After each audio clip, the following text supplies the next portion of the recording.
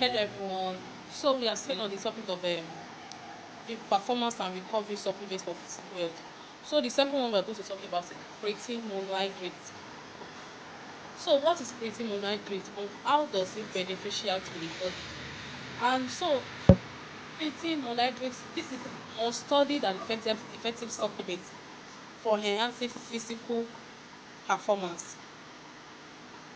So what are not the benefits of creatine monohydrate?